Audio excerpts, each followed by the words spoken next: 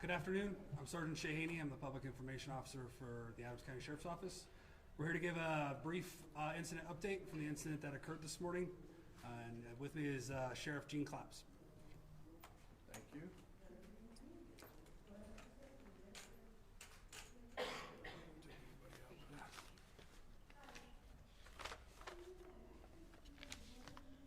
All right, guys. First of all, thank you for coming out here today. I'm Gene Claps, Sheriff here in Adams County, and I would like to provide an update on the incident that occurred this morning in the early morning hours.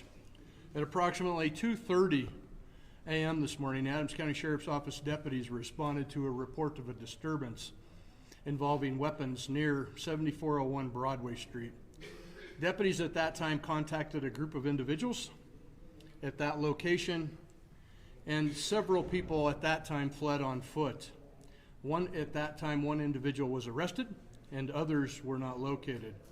Deputies remained in the area for quite some time, and at approximately 5 a.m., deputies attempted to contact some individuals that matched the same description as the group earlier that ran and fled on foot.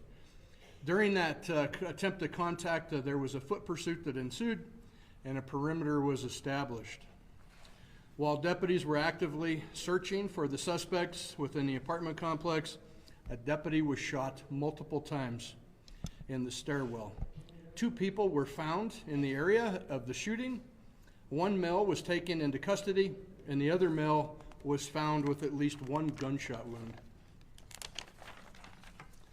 The injured deputy and the male individual were both transported to hospitals, where the deputy is stable and still in intensive care, and the male was also transported, was pronounced deceased at approximately 7:28 a.m. Several additional individuals were taken into custody at the apartment complex, and the scene was secured. There will be a significant law enforcement presence at that location throughout the rest of today and this evening, and probably into tomorrow. We believe that we have located everyone associated to this incident, and that there is no threat to the community. The Adams County Sheriff's Office, along with the 17th Judicial District Critical Incident Response Team, are investigating this incident. We will release additional information as it becomes available and when it's appropriate. I would also like to thank all of our law enforcement partners that helped and responded to that area and assisted with the perimeter and various different assignments this morning, and also to our fire department and medical staff that was on scene. I'd like to say again thank you. It's very limited information. I appreciate you coming out.